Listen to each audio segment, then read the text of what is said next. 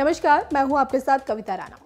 पिछले साल जब हरियाणा में चुनाव हुए थे तो कांग्रेस ने बीजेपी को जबरदस्त टक्कर दी और सरकार बनाने के लिए बीजेपी और कांग्रेस को 5 से 6 सीटों की जरूरत थी और दोनों बड़ी पार्टियां दुष्यंत चौटाला की नई नवेली पार्टी की तरफ आशा भरी नजरों से देख रही थी, क्योंकि अपने परिवार से बगावत कर और लोक दल को तोड़कर अजय चौटाला के पुत्र दुष्यंत चौटाला ने ये पार्टी बनाई थी और विधानसभा चुनाव में शानदार प्रदर्शन किया था और अब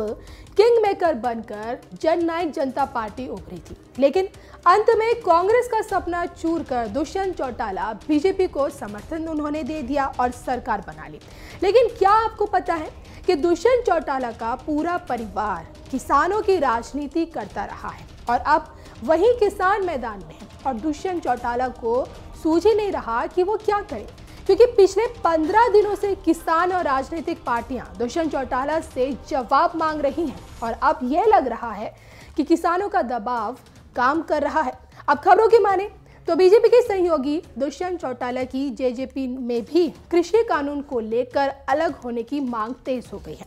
मीडिया रिपोर्ट्स की माने तो दुष्यंत चौटाला पर दबाव बढ़ता जा रहा है। पार्टी बैठक में पार्टी विधायकों ने किसान आंदोलन पर चर्चा की है और कहा है कि उनके क्षेत्र में इसका असर होगा। अब आपको यहाँ ये जानकारी देते चले कि दुष्यंत की पार्टी के पास 10 विधायक हैं, लेकिन फिर भी हरियाणा की सत्ता को बनाने बिगाड़ने की स्थिति में है और कयास लगाए जा रहे हैं कि दबाव बढ़ता जा रहा है और ये भी लग रहा है कि दुष्यंत चौटाला की पार्टी जननायक जनता पार्टी बीजेपी से समर्थन वापस ले सकती है। अब ऐसे में अगर जेजेपी बीजेपी से समर्थन वापस लेती है तो बीजेपी के पास 40 विधायक बचेंगे और सत्ता के लिए जरूरी 45 की संख्या पूरी करने के लिए बीजेपी को कुछ और ही सोचना होगा। वहीं